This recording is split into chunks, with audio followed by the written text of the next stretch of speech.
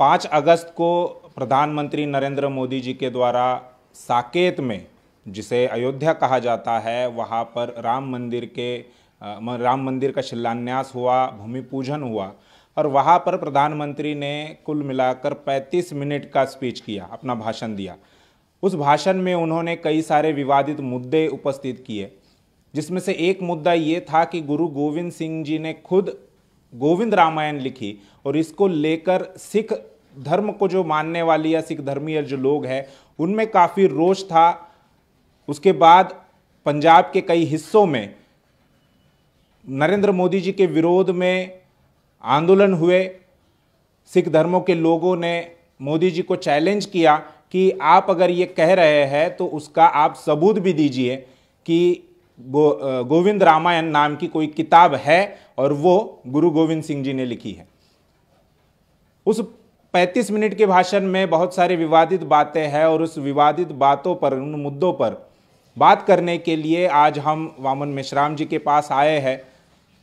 उनकी इस बारे में क्या सोच है, क्या राय है, ये हम जानने की कोशिश करेंगे।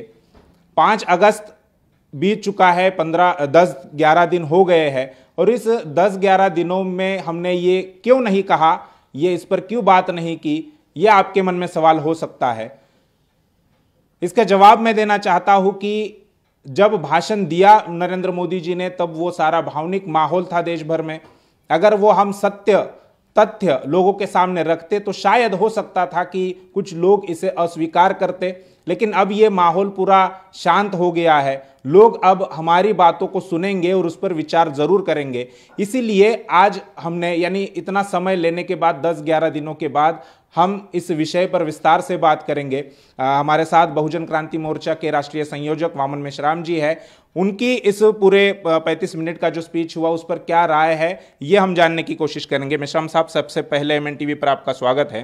धन्यवाद। मेरा सवाल ये है कि हम मोदी जी के स्पीच के शुरुआती स्पीच जो उन्होंने स्पीच किया है उससे शुरुआत से ही हम बात करेंगे।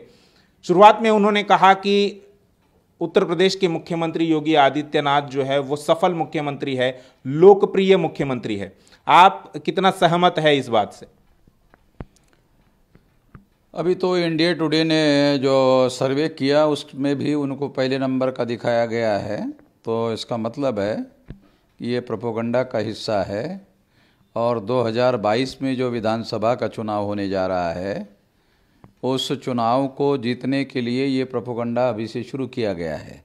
इंडिया टुडे का भी इस काम के लिए उपयोग किया जा रहा है। इंडिया टुडे तो पहले भी इसी तरह के काम में लगा हुआ था या लगा हुआ रहता है, उस लाइन पर ही काम करते रहता है, मगर दिखाने की कोशिश करता है कि नहीं नहीं हम तो सेकुलर है, शो करते रहता है, मगर इस तरह का वो उनकी लाइन टो करते रहता है। और दूसरी बात यह है कि प्रधानमंत्री का जो बयान है वो बयान भी 2022 में जो चुनाव हो रहा है विधानसभा का, उसके प्रचार करने का मामला है और कुछ नहीं है। अन्यथा राम मंदिर के शिलान्यास के समय में इस तरह का बयान देने का कोई खास मतलब नहीं था। वैसे भी राम मंदिर के आंदोलन ने ही बीजेपी को राष्ट्रीय राजनीति में महत्वपूर्ण स्थान पर पहुंचाया। यदि हम लोग बारीकी से विश्लेषण करें तो 81 के पहले जब भारतीय जनता पार्टी 77 में जनता पार्टी में विलीन हुई, उसके पहले का विश्लेषण अगर किया जाए या देखा जाए तो भारतीय जनता पार्टी बहुत बड़ी पार्टी के तौर पर नहीं थी, मगर जनता पार्टी में शामिल होने के बाद लगभग 100 सीटें उनकी चुनकर आई थी। और जनता पार्टी में शामिल होने की वजह से बीजेपी का, यानी उस समय बीजेपी नहीं थी, जनसंघ था, जनसंघ का फ़ायदा हुआ था। और जब दोहरी सदस्यता के मुद्दे पर, यानी संघ और जनता पार्टी दोनों के सदस्य है ये जनता पार्टी के अटल बिहारी आडवाणी लोग, तो ये दोहरी सदस्यता का मुद्दा उठाया गया मधुलिमय के द्वारा और इसके आधार पर ये विभाजन हुआ। जब ये विभाजन हुआ तो विभाजन होने के बाद उन्होंने भारतीय जनता पार्टी बनाई अटल बिहारी वाजपेयी के नेतृत्व में, और उसके बाद ये मामला 81 में मंडल कमीशन का मुद्दा आया और 52% ओबीसी का मुद्दा अगर 52% लोगों को लागू हो जाता है और ये जागृति फैल जाती है तो भारतीय जनता पार्टी का आगे बढ़ने का जो कार्यक्रम है ये रुक जाएगा। इस बात को ध्यान में रखते हुए संघ परिवार ने इसके विरोध में काउंटर करने के लिए राम जन्मभूमि का मामला खड़ा किया गया था जी। तो इसका मतलब ये है कि राम जन्मभूमि के मुद्दे के पहले का संघ परिवार का जनसंघ का जो प्रोग्रेस है और राम जन्मभूमि के आंदोलन को चलाने के बाद का प्रोग्रेस है, अगर ये देखा जाए तो राम जन्मभूमि के आंदोलन के बाद ही भारतीय जनता पार्टी ये मुख्य धारा की बड़ी पार्टी बनी, उसके पहले नहीं थी। इसलिए राम जन्मभूमि उनके लिए राजनीतिक मुद्दा है, मगर वो प्रचार में कहते हैं तो हमारे लिए राष्ट्रीय मुद्दा है, सांस्कृतिक मुद्दा है। हाँ, ये कहते रहते हैं, मगर रियलिटी में ये प्रचार का मुद्दा है।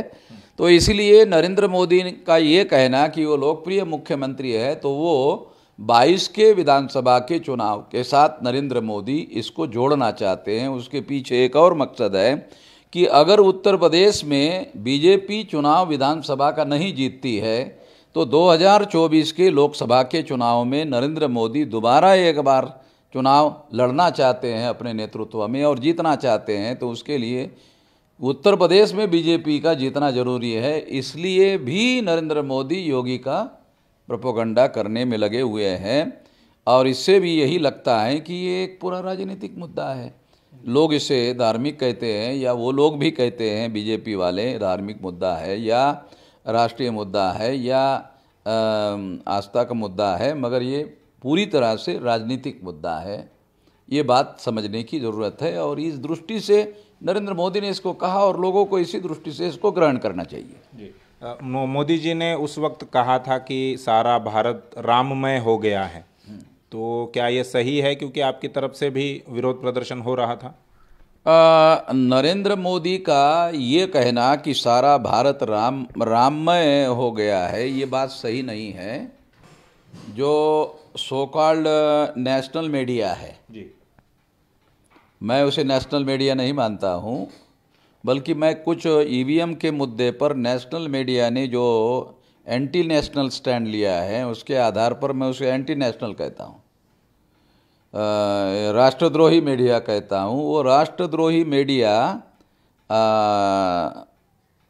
सारा मीडिया जो है वो दिन भर और 24 घंटे वही चला रहा था। उसके आधार पर नरेंद्र मोदी का ये कहना सही कहा जा सकता है कि सारा देश राममय हो गया, मगर मीडिया ने जो नहीं दिखाया वही पूरा सच नहीं है। हम लोगों ने वामसे भारत मुक्ति मोर्चा और बहुजन क्रांति मोर्चा के द्वारा 29 जुलाई से इसके विरोध में अभियान शुरू किया, काली पट्टी आंदोलन शुरू किया और फिर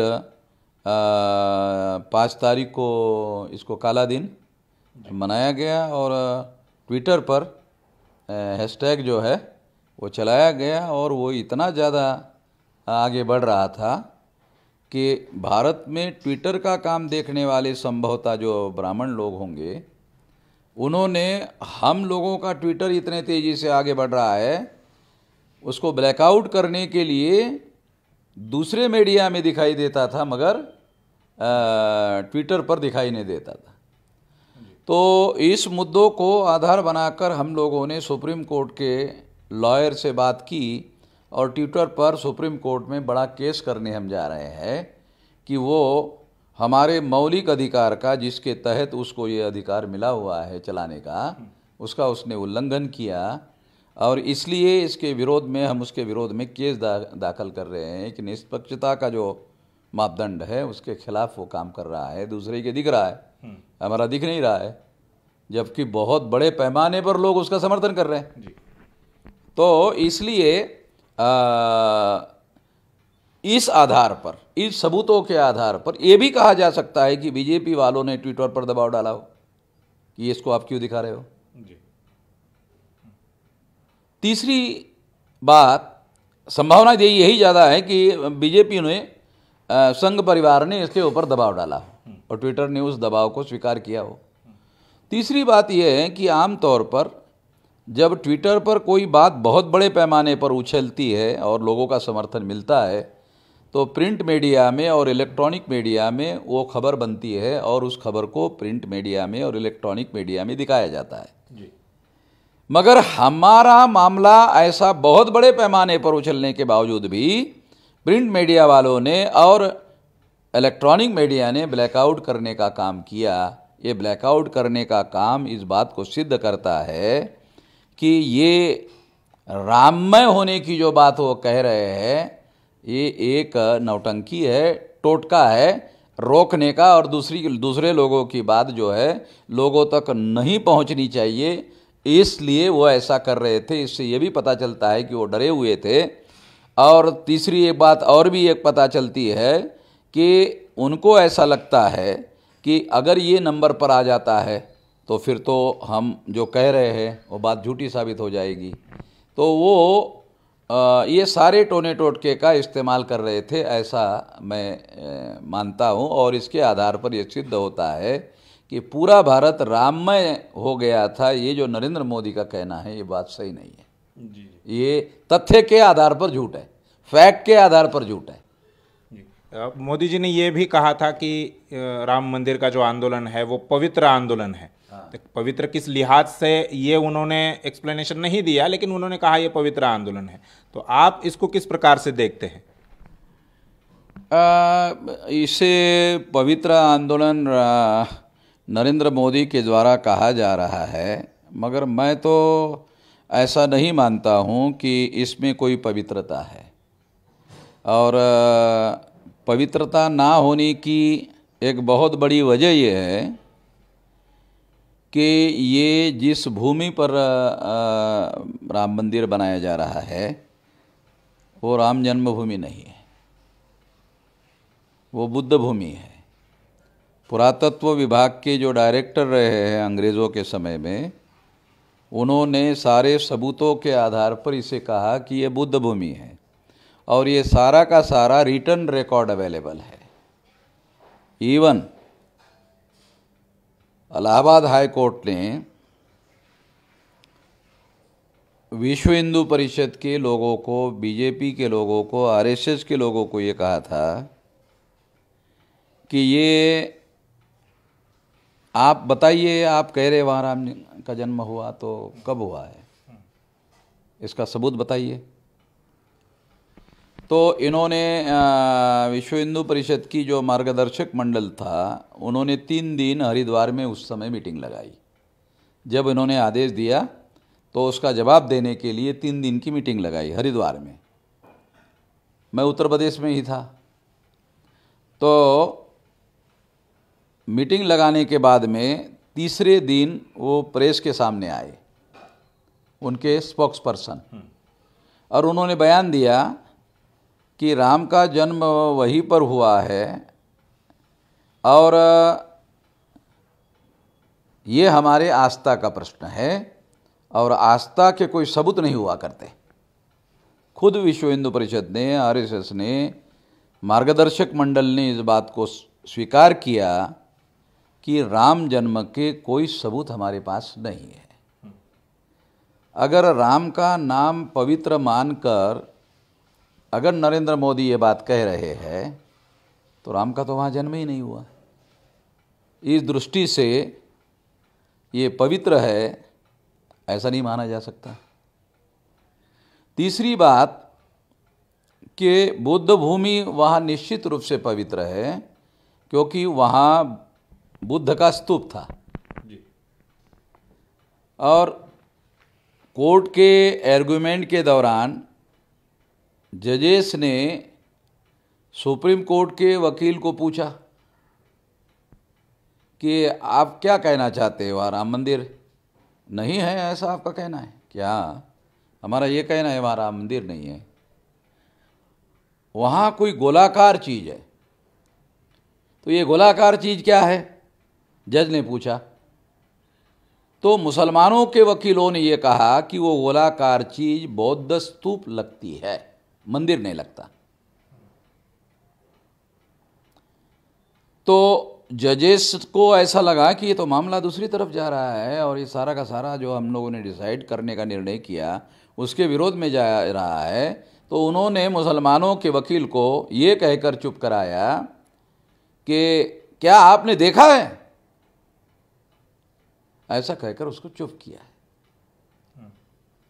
और जो मैं कह रहा हूं वो जजमेंट के अंदर लिख कर आया हुआ है, तो मैं अपनी कोई काल्पनिक बात नहीं कह रहा हूं। तो इस आधार पर यह कहा जा सकता है कि जो बाबरी मस्जिद के अंदर जहाँ पर ये मूर्ति रखी गई थी और जो इलाका मूर्ति के नीचे था, रामलला की मूर्ति के नीचे का, वो खोदा नहीं गया था, उतना हिस्सा छोड़ दिया गया था। तो वो अगर खोदा गया होता तो वो स्तूप ही सामने आ गया होता। तो स्तूप का मतलब होता है बुद्ध की मृत्यु के बाद की उनके शरीर की जो अस्थियां है वहाँ रखी गई थी, इस हिसाब से वो पवित्र थे। वो जो स्तूप है वो पवित्र भूमि है, इस हिसाब से वो पवित्र है, क्योंकि राम का तो कोई सबूत नहीं है, राम का कोई सबूत नहीं है। इतना ही नहीं, सुप्रीम कोर्ट ने अपने जज में कहीं पर भी टेम्पल शब्द नहीं लिखा। स्तूप के लिए जो अंग्रेजी शब्द यूज किया जाता है वो शब्द यूज किया। स्तूप के लिए जो अंग्रेजी शब्द यूज किया जाता है वो लिखा हुआ है, वो शब्द उन्होंने यूज किया। तो इस दृष्टि से भी वो बुद्ध भूमि है और वहाँ पवित्र अवशेष जो है बुद्ध के हैं। और राम जन्मभूमि का मंदिर बनाने वाले जो लोग हैं और जिसका शिलान्यास प्रधानमंत्री कह रहे हैं, वो राम जो है या मंदिर का मामला इस दृष्टि से पवित्र नहीं कहा जा सकता, बल्कि अतिक्रमण है। और भारत में इंडियन पीनल कोड के अनुसार जो अतिक्रमण है वो क्रिमिनल ऑफेंस है। तो ये दृष्टि से ये पवित्र कह रहा है, ये अतिक्रमण है और इस पर क्रिमिनल ऑफेंस किया जा रहा है, ऐसा कहा जा सकता है। ये जानकारी हम सारे देश के लोगों को बता रहे हैं। यदि सुप्रीम कोर्ट के निर्णय का रिव्यू किया गया और किसी इंटरनेशनल एजेंसियों से रिव्यू किया गया तो मैं 200% दावे के साथ कहता हूं कि राम मंदिर नहीं बनाया जा सकता। 100% नहीं, 200% के आधार पर कहता हूं। तो ये बहुत बड़ा केवल अपवित्र काम नहीं किया गया है, बल्कि क्रिमिनल काम किया गया है, आपराधिक कार्य किया गया है, ऐसा मेरा मानना है। मोदी जी आगे कहते हैं कि ये हमारे संस्कृति का आधुनिक प्रतीक होगा, भारत के राष्ट्रीय भावना का प्रतीक बनेगा। क्या ये सही है, ये बनेगा आगे जाकर?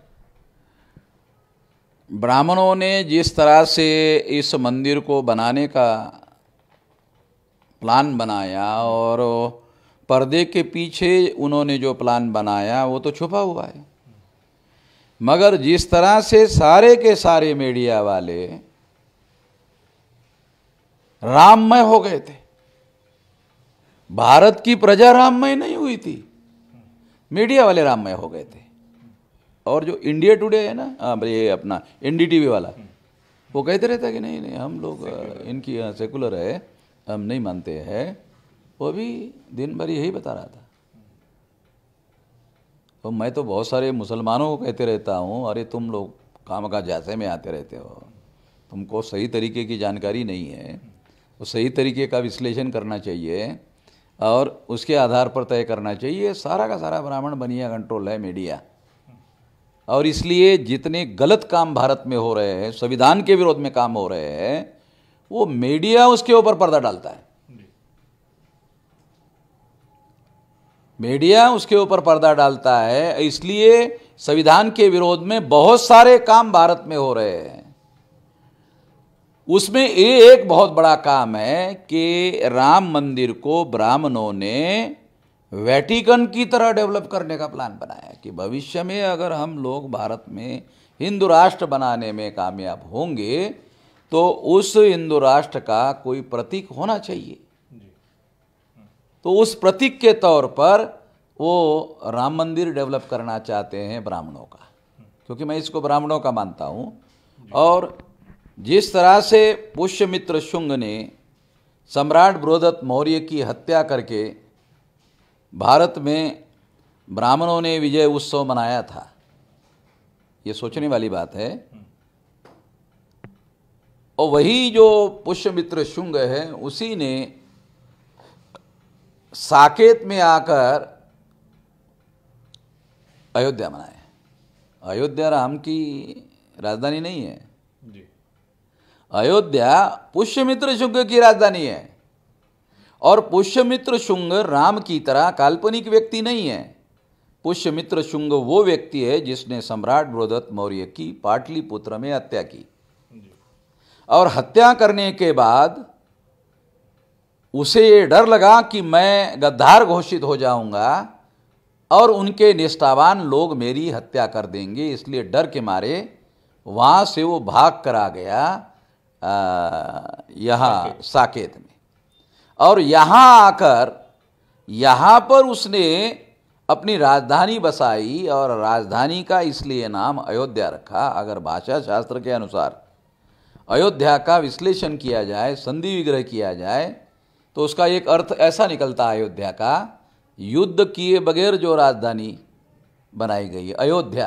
अयोध्या युद्ध किए बगैर जो राजधानी स्थापित की गई है, इसलिए उसका नाम अयोध्या रखा गया है। उस शब्द के पीछे भी एक हिस्ट्री छुपी हुई है, एक बड़ा षड्यंत्र छुपा हुआ है, और उसने अपने राजधानी का नाम अयोध्या रखा। रामायण में राम को राजा बताया गया है, आज ब्राह्मण लोग उसको भगवान बता रहे हैं। रामायण में राम भगवान नहीं है, रामायण में राम राजा है, दशरथ पुत्र है। और दुनिया में यह मान्यता है कि कोई ईश्वर, कोई भगवान इंसान के द्वारा पैदा नहीं किया जा सकता, और जो इंसान के द्वारा पैदा किया जा सकता है वो भगवान नहीं हो सकता। अरे इंसान भगवान को कैसे पैदा कर सकता है? ये बड़ी समस्या है, इसका कोई जवाब है नहीं उनके पास में। तो रामायण में जो राम है उसके राज्य का नाम, उसके राज्य की राजधानी का नाम अयोध्या है। यानी एक ऐतिहासिक पुरुष है पुष्यमित्र शुंग, उसकी राजधानी का नाम अयोध्या है, और रामायण में राम की राजधानी का नाम अयोध्या है। इससे ये सिद्ध होता है, क्योंकि क्यों सिद्ध होता है? क्योंकि राम का कोई भौतिक सबूत नहीं मिला, राम का कोई पुरातात्विक सबूत नहीं मिला, राम का नहीं मिला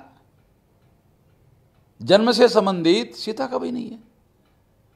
जनक राजा को हल चलाते चलाते सीता अपने हल के फाल को मिली, ऐसा कहा जाता है।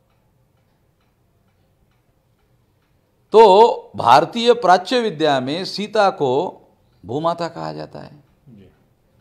अगर सीता भूमाता है तो स्वाभाविक रूप से ऐसे कहा जा सकता है कि सीता का जो प्रतीक है वो भूमाता का प्रतीक है। इस दृष्टि से भी सीताराम की पत्नी नहीं हो सकती। ये भूमाता पत्नी कैसे है? भूमाता को पत्नी नहीं बनाया जा सकता। इसलिए सीता का जन्म जो है वो बायोलॉजिकल तरीके से दिखाया नहीं गया, और उसका मृत्यु भी स्वाभाविक नहीं बताया गया। वो जमीन फट गई, उसके अंदर चली गई, इसका मतलब उसका भी कोई भौतिक एविडेंस नहीं है। तो ये सारे एविडेंस के आधार पर यह सिद्ध होता है कि राम का कोई भौतिक एविडेंस उपलब्ध नहीं है। भौतिक एविडेंस जो उपलब्ध है अयोध्या में वो पुष्यमित्र शुंग का है, और उसकी राजधानी अयोध्या है। इस दृष्टि से हम कह सकते हैं कि पुष्यमित्र शुंग ही राम है। ऐसा कहा जा सकता है कि पुष्यमित्र शुंग ही राम है। अगर पुष्यमित्र शुंग ही राम है तो पुष्यमित्र शुंग ने सम्राट बृहदत्त मौर्य की हत्या करके ये राज्य स्थापित किया और ब्राह्मणों का जो वर्चस्व का खात्मा मौर्य साम्राज्य में हुआ था, उस ब्राह्मण साम्राज्य का दोबारा उदय हुआ। इस तरीके से ब्राह्मणों ने उस घटना को ग्रहण किया है पुष्यमित्र शुंग के द्वारा सम्राट बृहदत्त मौर्य की। इसीलिए सावरकर ने भी पुष्यमित्र शुंग के शौर्य के लिए ये ब्राह्मणों के इतिहास का सोनेरी पन्ना है, ऐसा लिखा हुआ है। बराबर है, मैं भी मानता हूं ये ब्राह्मणों के इतिहास का सोनेरी पन्ना है। सोनेरी पन्ना कौन सा? उसने पुष्यमित्र शुंग ने सम्राट बृहदत्त मौर्य की हत्या की। और बाबा साहब आम्बेडकर कहते हैं कि भारत के इतिहास में ये युगांतकारी घटना है जी। उस घटना के बाद बीच के पीरियड में ब्राह्मणों का वर्चस्व दोबारा खत्म हो गया, क्योंकि जो विदेशी आक्रमण हो रहे थे मौर्य साम्राज्य उसका मुकाबला कर रहा था। मगर जब ब्राह्मणों ने सम्राट बृहदत्त मौर्य का हत्या करके मौर्य साम्राज्य को खत्म कर दिया, तो विदेशियों के द्वारा जो आक्रमण हो रहा था उसको रोकने वाली कोई ताकत नहीं रही। तो विदेशी आक्रमण होते रहे और ब्राह्मणों ने भारत के हजारों टुकड़े किए। जब 15 अगस्त 47 को देश आज़ाद हुआ तो 650 टुकड़े थे संस्थानिक राजा थे जी। इतने टुकड़े ब्राह्मणों ने भारत के किए थे। अन्यथा सम्राट बृहदत्त मौर्य के दौरान भारत की सीमा अफगानिस्तान के बॉर्डर तक लगी थी और रशिया के बॉर्डर तक, वहाँ तक थी। ये जो छोटा नक्शा है ना भारत का, ये ब्राह्मणों की वजह से हुआ। ब्राह्मणों ने भारत के टुकड़े किए।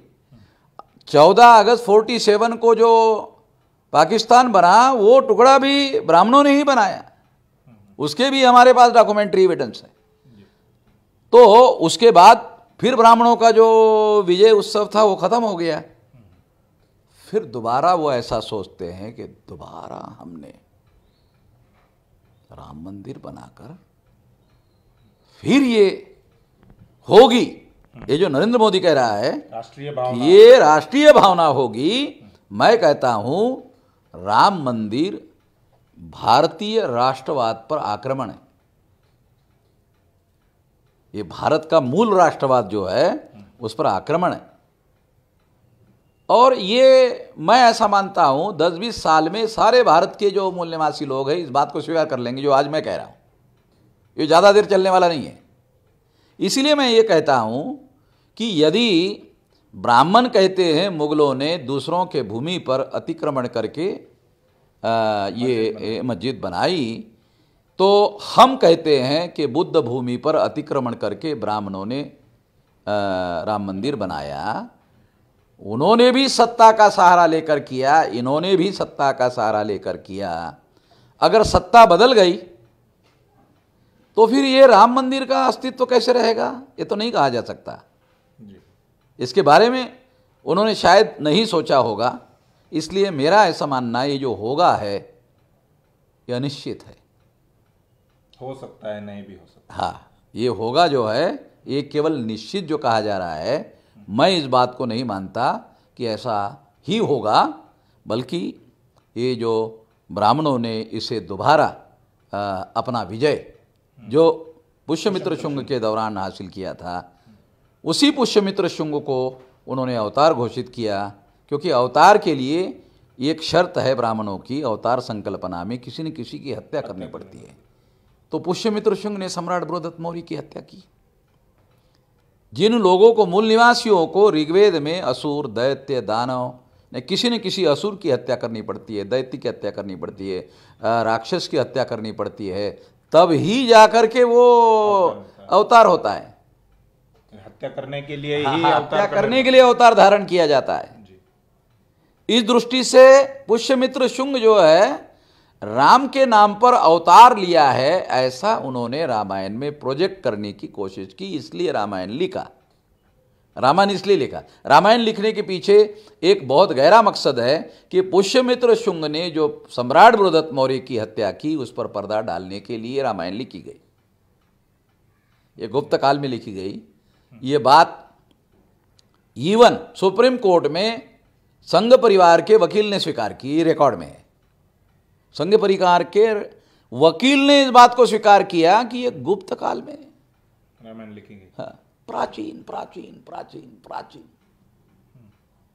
अरे गुप्त काल में लिखी कहाँ है ये प्राचीन? गुप्त काल का मतलब है बुद्ध के लगभग 700-800 साल बाद। कहा गया प्राचीन? अगर बुद्ध के 700-800 साल बाद लिखा गया तो फिर बुद्ध तो बहुत बहुत ज्यादा प्राचीन बोलना पड़ेगा। अरे नहीं, बहुत ज्यादा प्राचीन मानना पड़ेगा। मगर तुम्हारा ये जो रामायण लिखने का जो काल तुमने सुप्रीम कोर्ट में कहा वो अर्वाचीन है, बुद्धोत्तर है, बुद्ध के बाद का है। हाँ, प्रतिक्रांति के बाद लिखा गया, वो भी गुप्त काल अनुकूल समय आने के बाद लिखा गया। फिर तुम्हारा दिल्ली में राज आने के बाद फिर अनुकूल समय के बाद में राम मंदिर बनाया, तो तुम इसको वेटिकन की तरह, जैसे क्रिश्चियनों का वेटिकन है उस तरह से तुम इसको अभी बना रहे हो और इसके आधार पर कह रहे हो कि ये हमारी राष्ट्र भावना का प्रतीक बनेगा। तो भारत के मूल निवासी बनने देंगे तब बनेगा। मगर जब वो बनाने की प्रक्रिया चल रही है तो तुम लोगों को छुप के ये सब करना पड़ रहा है। सारे देशवासियों को तुमने लॉकडाउन में घर में बंद कर दिया। जब लोगों को घर में बंद कर दिया तब तुमने वहां जेसीबी चलाया। अपराध करने के लिए अपराध शास्त्र कहता है छुपकर करना पड़ता है, तो तुम छुपकर जेसीबी चलाकर बुद्ध भूमि के अंदर जो स्तूप है उस स्तूप को तुम डिस्ट्रॉय कर रहे थे, नष्ट कर रहे थे। ये काम तुमने किया, वो छुपकर किया। और सारे देशवासियों को धार्मिक कार्यकलाप करने के लिए पाबंदी लगाई हुई है, बस तुमने अपने लिए उसको खोल के रखा केवल सत्ता के सहारे पर, केवल सत्ता के सहारे पर। मुसलमानों को नमाज पढ़ने के लिए पाबंदी, जैनों को अपने धार्मिक क्रियाकलाप करने पर पाबंदी, समस्त ब्राह्मण धर्म छोड़कर, मैं ब्राह्मण धर्मी क्यों कह रहा हूं, ये राम मंदिर ब्राह्मण धर्म का प्रतीक है। क्यों बनाने वाली जो कमेटी बनाई गई है उस कमेटी में 21 लोग हैं, वो सारे के सारे ब्राह्मण हैं। और अगर सारे के सारे ब्राह्मण हैं तो प्रचार क्यों करते हैं हिंदू हिंदू हिंदू, हिंदू वर्सेस मुस्लिम, ऐसा प्रचार क्यों करते हैं? क्योंकि उनको मालूम है कि हम बुद्ध भूमि पर कब्जा कर रहे हैं, अगर हिंदू मुस्लिम नहीं करेंगे तो इनको ध्यान में आ जाएगा। ये षड्यंत्र छुपकर किया जा रहा है, इसलिए लॉकडाउन के दौरान तुम ऐसा कर रहे हो। लोगों को अवसर नहीं दिया, ओपन काल में, खुले काल में तुमने जेसीबी नहीं चलाया, समतलीकरण नहीं किया। जब पाबंद नवंबर में ही इसका फैसला आ गया था, हाँ 2019। हाँ, उस समय नहीं किया, उस समय तो ओपन था। 25 मार्च से तुमने शुरू किया, उस दौरान नहीं किया ये काम। ये इस दौरान नवंबर से लेकर उस दौरान नहीं किया, क्योंकि उनको मालूम था। वो जो लिस्ट हमारे पास रिकॉर्ड में अवेलेबल है, वो लिस्ट में सारी की सारी बुद्धिस्ट वस्तुएं हैं, जिसे कोर्ट ने पुरातत्व विभाग को जाहिर करने से मना कर दिया। कोर्ट को क्या अधिकार है ये वस्तुएं जाहिर करने से रोका जाए? वो खोदा ही तो इसलिए गया था ना कि कौन सी वस्तु है, तो ओपन क्यों नहीं होने दिया? आर्कोलॉजिकल सर्वे हाँ, तो अलग डिपार्टमेंट प्रकार से वो ओपन क्यों नहीं होने दिया? सारे अखबारों को वो सारी की सारी चीजें क्यों नहीं बताई? वो रिपोर्ट का रखा सारा पब्लिक क्यों नहीं किया? उसको आज तक छुपा के रखा गया। तो ये सारी महत्वपूर्ण बातें हैं और इसके आधार पर होगा, मैं नहीं कहता हूँ, क्योंकि जो जिस तरह से हम लोगों ने, हमारे लोगों ने, मूल निवासियों ने अपनी विरासत घोषित किया, सारे देश के लोगों ने इसकी विरासत घोषित किया और जिस तरह का विरोध किया, अगर मीडिया वालों ने, नेशनल मीडिया वालों ने उसकी खबर बनाई होती तो बहुत ज़्यादा बहुत मुश्किल हो जाता है। बल्कि मेरा ये कहना है, दूसरी और एक महत्वपूर्ण बात यह है कि जो ब्राह्मणों की कमेटी है मंदिर निर्माण की, उसकी जिम्मेदारी लगाने के लिए सुप्रीम कोर्ट ने कहा कि ये काम उनका है, उनको करने दो। मगर वो इतनी हिम्मत नहीं कर पाए कि हम करेंगे तो पता नहीं क्या आक्रमण होगा। इसमें नरेंद्र मोदी की मदद लेना जरूरी है, तो ही हम ये कह सकते हैं। नरेंद्र मोदी बैकवर्ड है तो बैकवर्ड को शांत रखा जा सकता है, नहीं तो शांत नहीं रखा जा सकता। तो पता नहीं उस समय आक्रमण होगा तो क्या होगा। नरेंद्र मोदी की मदद ली गई। वर्ण व्यवस्था में जिसे उन्होंने शूद्र कहा हुआ है उसकी मदद ली गई। और हमारे पास फोटोग्राफिक एविडेंस आ गया है कि नरेंद्र मोदी के हाथों जो पूजा करवाई गई है, ऐसा वो बताते हैं। तो हमारे पास फोटोग्राफ्स है। उस फोटोग्राफ्स के अनुसार उसको छोटे ऊंचाई पर बैठने की जगह दी गई नरेंद्र मोदी को। उसकी जो ऊंचाई है बैठने की जगह की नरेंद्र मोदी की, वो छोटा है। उसके ऊपर ज़्यादा हाइट वाली जगह बैठने के लिए सरसंघ चालक मोहन भागवत जो ब्राह्मण है उसको दी गई। और तीसरी महत्वपूर्ण बात, जो ब्राह्मण है उसके सामने सरसंघ चालक है, यानी सरसंघ चालक को संबोधित करते हुए मंत्रोच्चार किया जा रहा है, ऐसा शो किया जा रहा है। ये चौथी बात। पांचवी बात ये कि नरेंद्र मोदी को मंत्रोच्चार करने वालों के दाएं हाथ पर, लेफ्ट हैंड पर बैठने की जगह दी गई है। और लेफ्ट हैंड जो है ये कमज़ोर माना जाता है। लेफ्ट हैंड एक दृष्टि से पवित्र माना जाता है, और राइट हैंड से ही कोई पवित्र कार्य किया जाता है। लेफ्ट हैंड से पवित्र धार्मिक कार्य नहीं किया जाता है, ऐसी ब्राह्मणों की मान्यता है जी।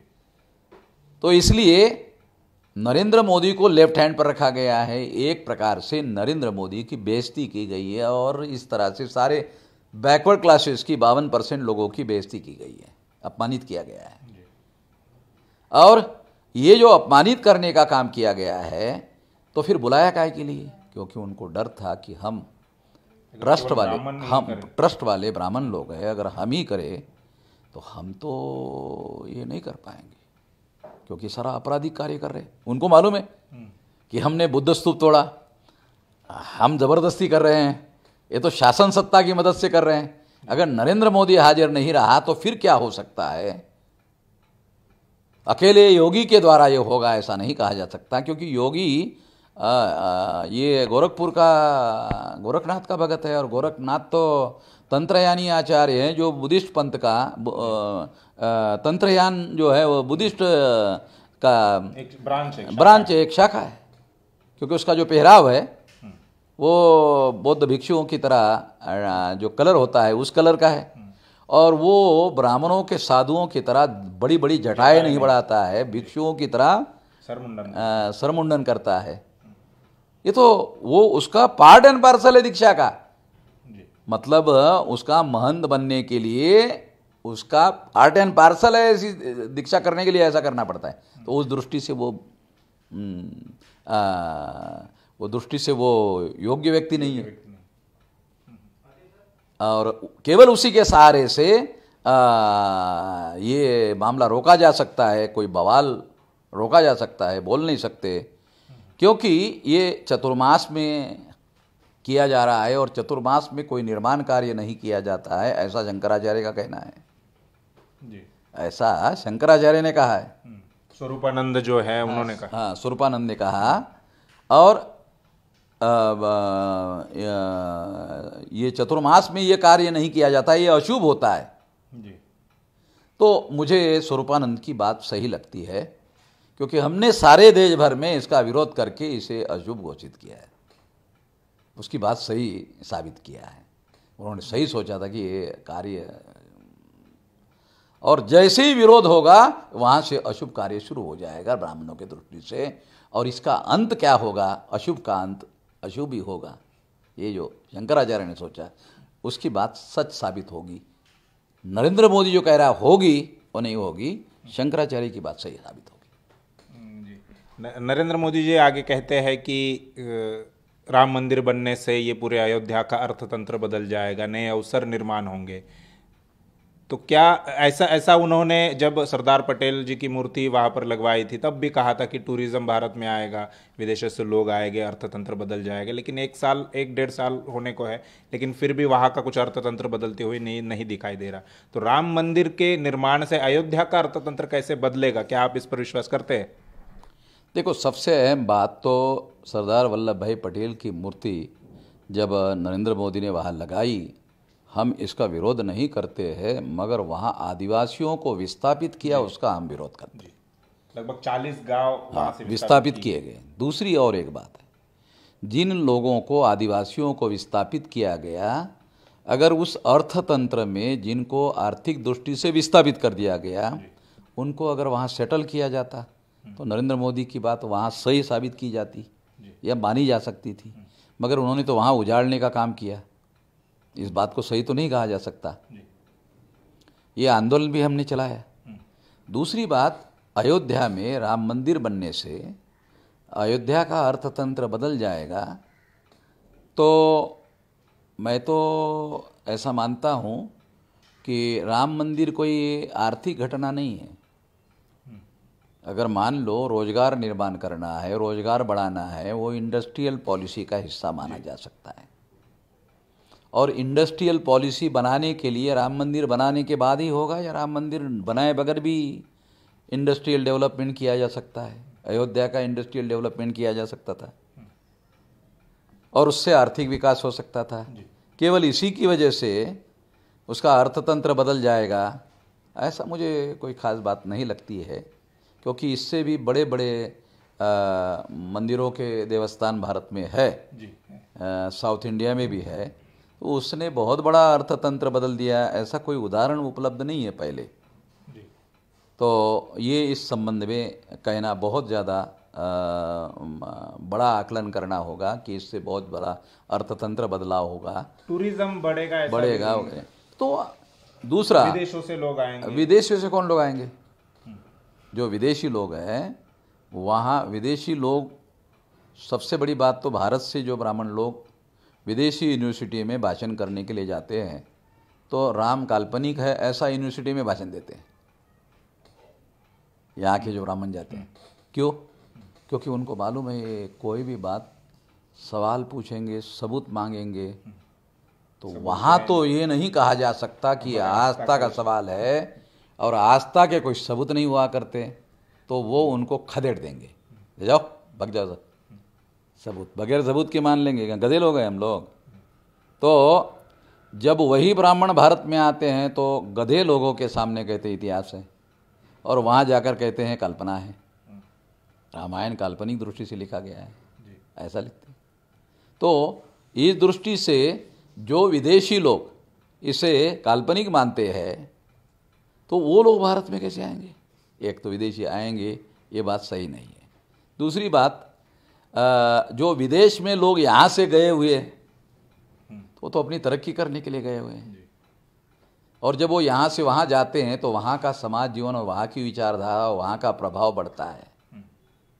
और वहाँ की नागरिकता ग्रहण करने वाले जो लोग हैं, वो तो अपने को भारतीय मानने से भी इनकार करते हैं। एक आदमी जिसको नोबेल प्राइज मिला था, जब नहीं साउथ इंडिया का, तो उसको, तो उसने ऐसे कहा था, नहीं मैं भारतीय थोड़ी हूँ।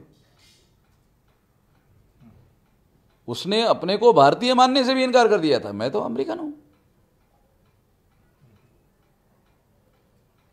मगर वो मूल रूप से भारत का आदमी है, मगर वहाँ का उसने नागरिकता लेने के बाद में उसने अपने को भारतीय मानने से भी इनकार कर दिया। जो भारतीय मानने से इनकार कर देगा वो राम मंदिर के लिए आएगा देखने के लिए, मुझे तो नहीं लगता। और भक्त लोग भारत छोड़कर अमेरिका नहीं जाके रहते, भक्त लोग भारत में, हाँ, वो भक्त लोगों की मजबूरी है यहाँ रहने की, जिनका हाईली एजुकेशन है, जो अमेरिका की अर्थव्यवस्था में कुछ मतलब शेयर कर सकते हैं, ऐसे लोग भारत के विदेश में जाते हैं। ज़्यादा बुद्धिमान लोग, ज़्यादा आर्थिक दृष्टि से समृद्ध लोग वहाँ जाते हैं, वो लोग वापस नहीं आते हैं। तो इसके आधार पर अर्थतंत्र बदलेगा ये भी नहीं माना जा सकता। बड़े पैमाने पर आएंगे, क्योंकि राम को काल्पनिक व्यक्ति विदेश में माना जाता है। विदेश में भारत की जो पहचान है वो सम्राट अशोक और बुद्ध के आधार पर है। ये मंदिर बनाने के बाद राम की पहचान बन जाएगी, वो इतने गधे लोग अमेरिका यूरोप के नहीं है। क्योंकि कोई भी विद्वान आदमी भारत का अमेरिका के यूनिवर्सिटी में और यूरोप के यूनिवर्सिटी में जाकर ये सिद्ध नहीं कर सकता, न सिद्ध करने की कोशिश भी करता है कि राम वास्तविक है। तो ये कहना तर्कसंगत है, ऐसा नरेंद्र मोदी कह रहे हैं, मगर ये मुझे नहीं लगता। जी, अब मोदी जी कहते हैं कि ये न्यायप्रिय भारत के लिए जो राम मंदिर बन रहा है वो न्यायप्रिय भारत के लिए एक भेंट है, और जिस प्रकार से सुप्रीम कोर्ट का रवैया रहा है पूरे इसमें डिसीजन में, और जो सुप्रीम कोर्ट में केस भी दायर की गई थी मौर्य के द्वारा, उसको बिना सुनवाई के रिजेक्ट कर दिया। तो क्या आपको लगता है कि सच में ये न्यायप्रिय यानी न्याय व्यवस्था पर विश्वास रखकर ये सारा किया गया है, या ये न्यायप्रिय भारत के लिए भेंट है एक राम मंदिर? राम मंदिर न्याय निर्णय की जो नेचुरल सिद्धांत है उसका बलि देकर सुप्रीम कोर्ट ने निर्णय दिया। चीफ जस्टिस रंजन गोगोई ये निर्णय दिया। उसने राम मंदिर के फेवर में निर्णय देने का पहले निर्धारित किया, सुनवाई की नौटंकी की। सुनवाई करनी की भी नहीं, आपकी बात हम सुन लेंगे, उसके बाद फैसला देंगे। सुनवाई करनी की नौटंकी की। नेचुरल जस्टिस का जो प्रिंसिपल है उसका मौलिक सिद्धांत है कि सुनवाई करेंगे और आपकी बात सही लगी तो आपके फेवर में देंगे।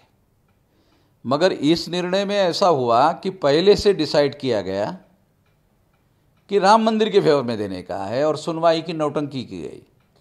इसलिए बहुत बार डेली सुनवाई की गई, उनको अपना होमवर्क करने का भी समय नहीं दिया गया, आर्गुमेंट करने के लिए भी पर्याप्त समय नहीं दिया गया। तीसरी महत्वपूर्ण बात यह कि जिस जज ने यह निर्णय दिया, एक सुप्रीम कोर्ट का रिटायर्ड जस्टिस खुद ऐसा कहता है कि ये जजमेंट पढ़ने के बाद इसमें अतिरिक्त जोड़ा गया, तो ये नॉन जुडिशियल लोगों ने जोड़ा गया होगा। इसका मतलब ये है कि इसमें कोई अधूरापन रह गया है, इससे इसमें रुकावटें पैदा हो सकती है। चौथी महत्वपूर्ण बात यह है कि ये जजमेंट लिखा किसने, इसके बारे में उस जजमेंट में कोई रेफरेंस नहीं है। क्या केवल रंजन गोगोई ने लिखा? तो 5 जज का बेंच बनाने की क्या जरूरत थी? दूसरे लोगों ने अपना ओपिनियन, या तो ये कहना चाहिए था कि चीफ जस्टिस ने फैसला दिया, हम उसका समर्थन करते हैं, ऐसा भी नहीं कहा। तो उसमें दूसरे जजेस का, वहां एक मुस्लिम जज था, उसका भी कोई ओपिनियन नहीं है। ऐसे कैसे हो सकता है कि एक मुस्लिम जज है सुप्रीम कोर्ट का और उसका भी कोई ओपिनियन नहीं है? तो ये नेचुरल जस्टिस का जो प्रिंसिपल है उसका गला घोट कर दिया हुआ निर्णय है। ये निर्णय देने के लिए रंजन गोगोई को राज्यसभा की मेंबरशिप का बख्शीश भी दिया गया है और एक कमेटी का उसको चेयरमैन पद या सदस्य पद भी दिया गया है, ऐसी भी जानकारी मिली है। इवन जो उनके साथी थे, जो 4 लोगों ने जस्टिस मिश्रा के खिलाफ में इकट्ठा आकर बयान दिया था, उसमें जो रंजन गोगोई भी थे, उसके साथ जो साथी थे उन्होंने भी इसका विरोध किया। ये तो नहीं कहा जा सकता कि उनको समझ नहीं थी, बल्कि वो ज़्यादा सीनियर थे रंजन गोगोई जूनियर था। अगर वो जूनियर नहीं होता तो चीफ जस्टिस नहीं होता। वो जूनियर था उन लोगों से, इसलिए वो पीछे रहा, इसलिए चीफ जस्टिस बना। इसलिए वो सीनियर जो रिटायर्ड हो गए, इसका मतलब वो सीनियर लोग थे, इसलिए उनको जुडिशरी का कुछ समझ में नहीं आता, ऐसा तो नहीं कहा जा सकता। तो इसलिए ये बात निश्चित रूप से कही जा सकती है कि ये गला घोटकर, नेचुरल जस्टिस का जो प्रिंसिपल है उसका गला घोटकर ये फैसला दिया गया है। जो आर्कियोलॉजिकल एविडेंस है उसके आधार पर जो विनीत मौर्य ने केस दायर की थी, उसकी भी सुनवाई नहीं की गई। सुनवाई करने का वादा करने के बाद भी सुनवाई नहीं की गई, गला घोट कर निर्णय दिया गया। इसलिए ये न्याय के लिए भेंट होगी। ये तो न्याय करने के पहले, भविष्य में तुम न्याय करोगे, उसके पहले ही गला घोटने का काम किया। जिसकी शुरुआत ही गला घोटने से शुरू हुई, न्याय का गला घोटने शुरू हुई, उसका अंत जो है वो इससे भी ज़्यादा बुरा होगा। इसके लिए समस्त भारतवासियों को जल्दी से जल्दी सावधान होना चाहिए। परिस्थितियाँ बहुत ज़्यादा डिरील होते जा रही है, लगातार होते जा रही है। ये बहुत गंभीर मामला है, इसलिए ये नहीं माना जा सकता। तीसरी अहम और महत्वपूर्ण बात है कि जिस पुष्यमित्र शुंग को राम बनाकर रामायण में पेश किया गया, उसने हत्या की थी। पुष्यमित्र शुंग ने सम्राट बृहदत्त मौर्य की हत्या की थी। और दूसरा, रामायण जो लिखा गया, उस रामायण में राम ने शंभुक की हत्या की। तो राम का जो प्रतीक है, वो प्रतीक न्याय का द्योतक है, ये कहना ये नहीं माना जा सकता। इसे तर्कसंगत हिस्टोरिकल आधार पर इसे सच नहीं माना जा सकता कि न्याय के लिए भेंट होगी, ऐसा नहीं माना जा सकता। और मैं इस बात को मानने के लिए तैयार नहीं हूँ। मोदी जी कहते हैं कि सभी मर्यादाओं का पालन करते हुए ये मंदिर निर्माण का कार्य किया जा रहा है, तो क्या आपको लगता है कि ये सभी मर्यादाओं का पालन हो रहा है केंद्र सरकार की तरफ से या न्यायपालिका की तरफ से? न्यायपालिका की तरफ से मर्यादा का पालन नहीं किया गया, सरकार की तरफ से पालन नहीं किया गया। एक राष्ट्र प्रमुख को किसी एक धर्म विशेष को प्रमोट करने का कार्य भारत के संविधान के विरोध में है, उस मर्यादा का भी उल्लंघन नरेंद्र मोदी ने किया। और नरेंद्र मोदी देश का केंद्र सरकार का वो प्रमुख है जी। और वो जाकर वहाँ जाकर वो मूर्ति के सामने जिस तरह से उबड़ा पड़ा, वैसे अटल बिहारी सामने भी गुजरात में पड़ा था, पूरा सिर साष्टांग दंडवत वाला पड़ा, वो सारा दिख रहा था सब टीवी पर। तो ये एक धर्म विशेष को प्रमोट करने का काम किया जा रहा है, जो भारत के संविधान के लेटर एंड स्पिरिट विरुद्ध में है। और ये सभी प्रकार की मर्यादाओं का उल्लंघन हुआ है। राम का जो प्रतीक है, वो मर्यादाओं के उल्लंघन पर ही खड़ा है। मगर ब्राह्मणों के दृष्टि से राम मर्यादा पुरुषोत्तम है। वो इसलिए है कि जिन मौर्यों को वर्ण व्यवस्था में लोग शूद्र मानते थे, पुष्यमित्र शुंग ने उसकी हत्या की। वो पुष्यमित्र शुंग अगर रामायण में राम है, उसने भी हत्या की और रामायण में शूद्र शंभुक की हत्या की। ये प्रतीकात्मक रूप से दिखाया गया है जी। एक इतिहास में भी है, एक रामायण में भी है, दोनों जगह दिखाया गया है प्रतीकात्मक रूप से। तो वर्ण व्यवस्था का जो मर्यादा है, राम ने पालन किया, इसलिए ब्राह्मणों ने राम को मर्यादा पुरुषोत्तम की बड़ी पदवी दी। उस समय मर्यादा पुरुषोत्तम भारत रत्न से बड़ी पदवी थी, और ये बड़ी पदवी जो है ब्राह्मणों के लिए राम काम कर रहा है, इसलिए ब्राह्मणों ने दी, क्योंकि वो वर्ण व्यवस्था के तहत शूद्र शंभुक को तपस्या करने का अधिकार नहीं है, इसलिए राम ने उसकी हत्या की। और शूद्र शंभुक कौन है? वो आज का 52% वाला ओबीसी है, क्योंकि शेड्यूल कास्ट तो अछूत है, वो वर्ण व्यवस्था के बाहर के लोग हैं।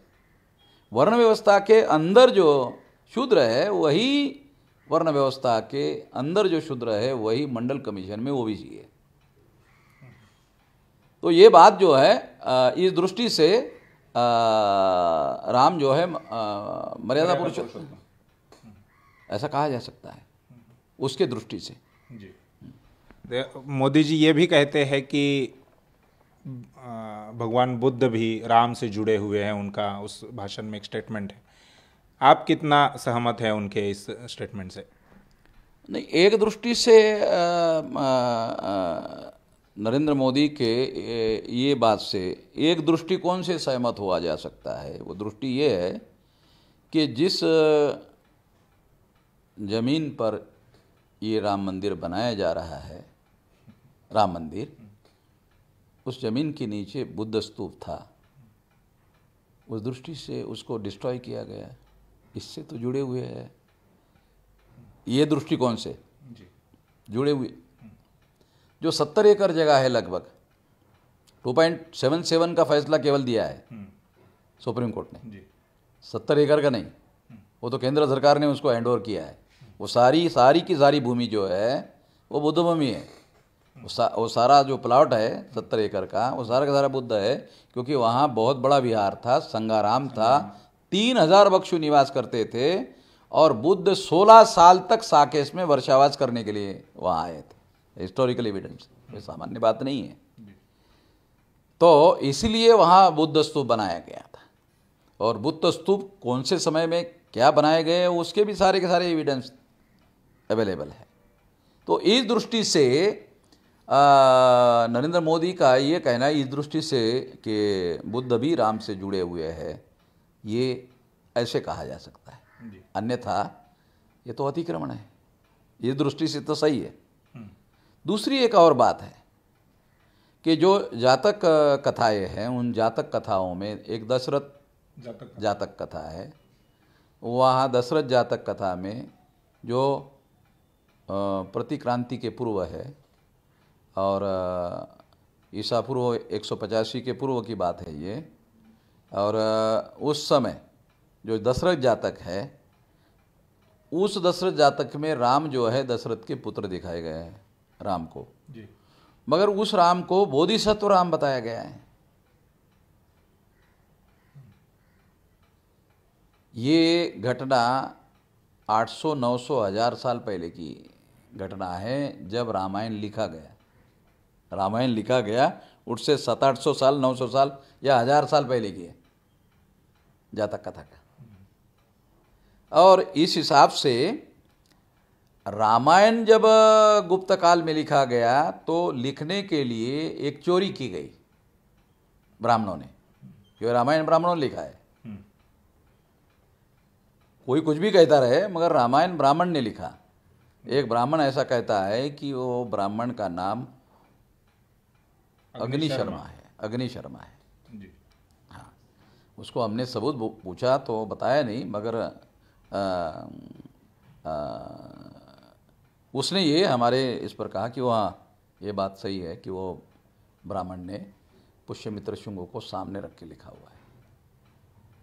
ये उसने कहा, बहुत इम्पोर्टेंट बात है ये जी। हाँ, तो उसके पास निश्चित रूप से कुछ होगा, वो दे नहीं रहा, क्योंकि उससे वो संकट में फंसने का, ब्राह्मण लोग संकट में फंस सकते हैं, इसलिए उसने नहीं दिया होगा।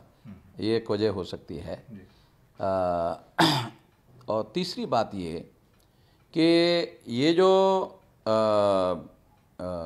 महत्वपूर्ण बात ये है कि यदि रामायण में जो पुष्यमित्र शुंग है उसको राम दिखाया गया है,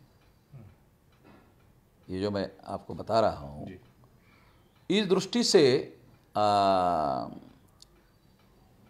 रामायण की जो कथा डेवलप की गई वो दशरथ जातक सूत्र के आधार पर बनाई गई है। और ये राम कथा गुप्त काल में लिखने के 800, 900, 1000 साल पहले की है, जातक कथा जी। तो जिन ब्राह्मणों ने रामायण लिखा उन्होंने इस कथा को जातक कथा से चुराने का काम किया। ये चोरी है, चोरी करके इस कथा को डेवलप किया गया। बेसिक जो पाया है, फाउंडेशन है इस कथा का, वहाँ से फिर बाद में उसमें नैतिक कथा और बहुत सारी कथा उपकथा और बहुत सारी बातों को जोड़कर बताया गया है। ये बात है। तो इस दृष्टि से भी जो नरेंद्र मोदी का कहना है वो जाहिर बोल नहीं सकता वो कि राम बुद्ध भी राम से जुड़े हुए हैं। बुद्ध राम से जुड़े हुए नहीं है, राम का सारा मामला उधारी का है और वो बुद्ध से लिया हुआ है। और हम लोग अभिनिवेश में आकर नहीं बोल रहे जी। कि ये अभिनिवेश में आकर बोल रहे, अभिनिवेश में आकर नहीं बोल रहे, ये पुरातत्व कह रहा है, ये इतिहास कह रहा है, हिस्टोरिकल एविडेंस कह रहा है। अब जहां अपना ये जो अयोध्या है वहां से जो नदी बहती है वो नदी सरयू नहीं है, वो घाघरा है। जब मैंने अपने भाषण में ये कहा, ब्राह्मणों ने सुना, सुनने के बाद योगी के पास गए, अरे वो वामन मेझराम इसको घाघरा बोल रहा है और घाघरा ही है। केवल अयोध्या तो में हमारे रामायण में सरयू लिखा है, तो हमारा रामायण झूठ साबित होता है। योगी जी कुछ करो, तो योगी जी ने मंत्रिमंडल में घाघरा नदी को रिजोल्यूशन पास किया, ये सरयू है। गधे लोग हैं सारी दुनिया वाले। भौतिक परिस्थिति बदल देगा रिजोल्यूशन से, कैसे बदलेगा? घाघरा के साइड में कुछ 25-50 किलोमीटर के अंतर पर आगे सरयू नदी है, मगर अयोध्या में सरयू नहीं है। अयोध्या से जो नदी बहती है वो घाघरा है, वो घाघरा है। तो ये रेजोल्यूशन जो है, ये वामन मेश्राम जो कह रहा है उसको सिद्ध करने वाला एविडेंस है। उन्होंने सेंट्रल गवर्नमेंट को भेजा कि ये घाघरा नदी का नाम बदल के सरयू करो। वो रेजोल्यूशन ही वामन मेश्राम का एविडेंस हो गया कि जो मैं कह रहा हूं तुम खुद बदलने के लिए कह रहे हो, इसका मतलब घाघरा है, इसलिए तो बदलने के लिए कह रहे हो। अब वो कैसे करोगे? उस घाघरा को जो हजारों किलोमीटर पहले घाघरा है, फिर आगे भी घाघरा है समंदर को मिलने तक या गंगा को मिलने तक, उसका नाम कैसे बदलोगे? तो लोग तो उसको घाघरा बोलते रहेंगे। केवल अयोध्या के पास सरयू। रामायण में बुद्ध के विरोध में 1-2 श्लोक है जिसमें बुद्ध को चोर भी कहा गया है, तो क्या इस लिहाज से भी बुद्ध जो है राम से जुड़े हुए हैं? हाँ, ये एक कहा जा सकता है कि 2 श्लोक जो है बुद्ध के विरोध में लिखे गए हैं, और वो सारे डॉक्यूमेंट्री एविडेंस हमारे पास है। ये डॉक्यूमेंट्री एविडेंस वाल्मीकि रामायण में है, बहुत खास बात है। और वाल्मीकि रामायण के अंदर जो एविडेंस है, और बुद्ध को गाली दी गई है, ये ब्राह्मण के द्वारा लिखा गया है। वाल्मीकि जी ने रामायण लिखी, ये भी बात सही नहीं है। ब्राह्मण कहते हैं कोई अग्नि शर्मा नाम का ब्राह्मण है, उसने लिखा, ये बात सही हो सकती है। जैसे मनु ने मनुस्मृति नहीं लिखी, सुमति भार्गव नाम के ब्राह्मण ने लिखी। तो इन लोगों के इतिहास में एक और भी बात है, वो काल छुपा देते हैं, नाम छुपा देते हैं, काल छुपाते हैं, नाम छुपाते हैं। पुराणों को इसीलिए लिखा ताकि वास्तविक इतिहास पर पर्दा डाला जा सके। पुराण तो षड्यंत्र पर पर्दा डालने के लिए लिखे गए हैं। तो इस दृष्टि से एक महत्वपूर्ण बात सिद्ध होती है।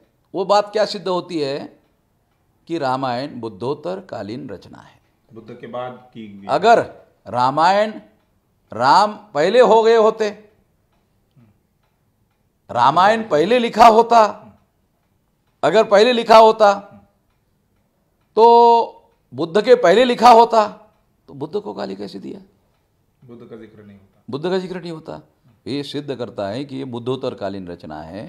और सुप्रीम कोर्ट में संघ परिवार के वकील ने इस बात को स्वीकार किया कि ये गुप्त काल में लिखी गई है, 800-900 साल पहले, बाद में, बुद्ध के बाद में ये लिखा गया है।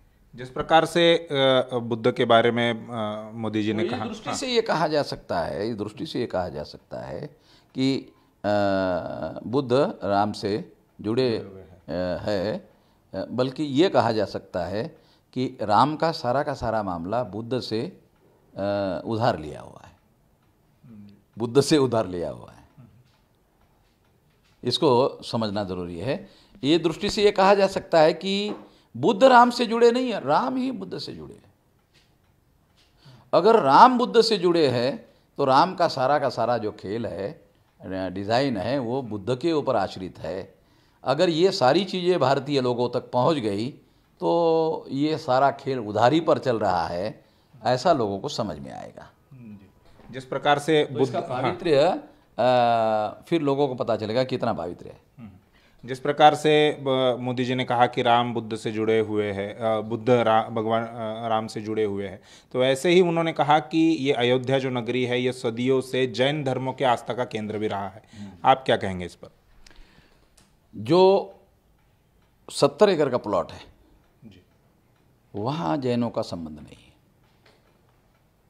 जैन का संबंध हो सकता है अयोध्या से, मगर वो अयोध्या कोई एक 10 बाय 10 का एकड़ का तो जगह नहीं है ना जी। अयोध्या एक बहुत बड़ी बड़ा भौगोलिक क्षेत्र है। जी। उस भौगोलिक क्षेत्र में किसी किनारे पर अगर जैन का कोई सेंटर रहा होगा, क्योंकि जैन भी तो इस देश के मूल निवासियों की ही विरासत है। जी। लिच्छवीगण के नायक थे महावीर, और बुद्ध शाक्यगण के नायक थे। ये गण संस्था का जो गण संस्था के पैदाइश थे। वर्ण संस्था ब्राह्मणों की थी, गण संस्था मूल निवासियों की थी। जो संस्थाओं के निर्माता होते हैं उन लोगों को दुनिया में महान माना जाता है। ब्राह्मण वर्ण संस्था के निर्माता थे और मूल निवासी गण संस्था के निर्माता थे। गण संस्था वर्ण संस्था से प्राचीन है, और गण संस्था जो है उसमें राजा होने के लिए क्षत्रिय होने की पूर्व शर्त नहीं होती थी। वर्ण संस्था में राजा होने के लिए क्षत्रिय होने की पूर्व शर्त होती थी, और उनको ब्राह्मणों से मान्यता लेनी पड़ती थी राज्याभिषेक के द्वारा। और गण संस्था में रोटेशन से राजा बन सकता था, और उसके लिए क्षत्रिय होने की शर्त नहीं थी, और किसी ब्राह्मण के द्वारा उसको राजा घोषित करने की आवश्यकता नहीं थी। तो इस दृष्टि से एक बहुत महत्वपूर्ण बात है। और महावीर भी मूल निवासियों के ब्राह्मणों की जो व्यवस्था है उसके विरोध में है, वो उसके कोई समर्थक नहीं है। इस दृष्टि से भी इस बात को समझना जरूरी है। नरेंद्र मोदी ज़्यादा स्पष्टता में नहीं बोल रहे, केवल सूचक बात कर रहे हैं, क्योंकि ज़्यादा सूचक बात बोलने के लिए उनके पास है नहीं मसाला। इसलिए तो हम आपके पास आए कि उसका क्या मतलब है मोदी जी की बातों का। ये आगे वो कहते हैं कि कबीर और नानक के जो राम है वो निर्गुण राम है, यानी वो कहना चाहते हैं कि कबीर साहब के चौपाइयों में या नानक साहब के वाणी में भी राम का जिक्र किया गया है, वो भी राम को मानते हैं। इस प्रकार की बात उन्होंने कही। साहब में कबीर की चौपाई है, और उस चौपाई में उन्होंने ये कहा कि एक राम दशरथ का बेटा, एक राम घटघट में बैठा।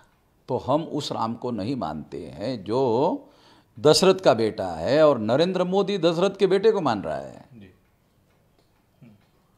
घालमेल कर रहा है, मिक्स कर रहा है। और जो राम शब्द कबीर ने जिस संदर्भ में यूज किया, या तो नरेंद्र मोदी को समझ में नहीं आया, या तो ब्राह्मणों ने सही नहीं समझाया, या तो जो संतों के राम है वो दशरथ पुत्र राम नहीं है। मतलब राजा के बेटे दशरथ राजा के बेटे राम है, उसको वो मानने के लिए तैयार नहीं है। ये गुरु ग्रंथ साहब के रिकॉर्ड में है, कबीर साहब की। हाँ, और इसीलिए सिख धर्म को मानने वाले लोग बहुत गुस्से में है कि गोविंद रामायण जो है वो गुरु गोविंद सिंह ने लिखा, ऐसे कहा। अगर गुरु गोविंद सिंह ने ऐसे कहा होता या लिखा होता तो उन्होंने ये नहीं लिखा होता कि ये जो गुरु ग्रंथ साहब है यही तुम्हारा गुरु है। इसके अलावा गुरु ग्रंथ साहब में जो शब्द लिखे हुए वही तुम्हारा गुरु है। फिर दशरथ रामायण गोविंद रामायण का कोई मतलब ही नहीं है। मगर ये गलत बात कहने की वजह से सारा सिख समाज जो है वो बहुत गुस्से में है, और ऐसे सुनने में आया है कि ये बयान नरेंद्र मोदी पीछे ले ले, इसके लिए वो कोर्ट में केस डालने की बात कर रहे हैं। इतना गुस्से में है, और आंदोलन चल रहा है। जी, पंजाब के कई हिस्सों में आंदोलन चला। ये खबर ये भी है कि अकाल तख्त के जो जत्थेदार है, जो प्रमुख है, उनके द्वारा ये केस दायर की जाएगी, ऐसा सुनने में आया। जी।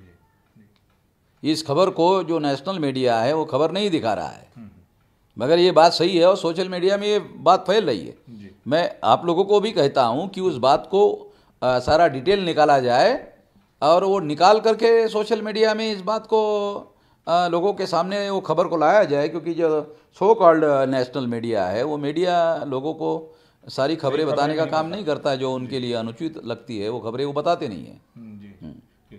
मोदी जी आगे कहते हैं कि राम सबके है और राम सब में है, तो इसका क्या मतलब निकाल सकते हैं आप? रामायण में जो राम है वो शूद्र शंभुक के हत्यारे हैं, तो वो सबके कैसे हो सकते हैं? वर्ण व्यवस्था में शूद्र है। आज के तारीख में ओबीसी को ही शूद्र कहा जाता है। अगर 52% लोगों के प्रतीक है शंभुक, उसकी हत्या की गई है तो सबके राम कैसे है? ये तो नहीं माना जा सकता। 52% ने, यानी भारत के 52% ने अगर इनकार कर दिया। मैं अभी बामसेप का नेशनल प्रेसिडेंट हूँ और अनुसूचित जाति का आदमी हूँ, और मेरे मुकाबले में कोई अनुसूचित जाति का आदमी जो है उसका समर्थन कर रहा हो राम मंदिर का, मुझे तो भारत में एक भी अनुसूचित जाति का आदमी नहीं दिखा जो राम मंदिर का समर्थन कर रहा है। मेरे से सहमत नहीं हो सकते, मगर मेरे इस मुद्दे के विरोध में भी नहीं है। तो केवल मात्र 52% ओबीसी ही विरोध में नहीं है, अनुसूचित जाति के लोग विरोध में हैं, और आदिवासी तो नेचुरल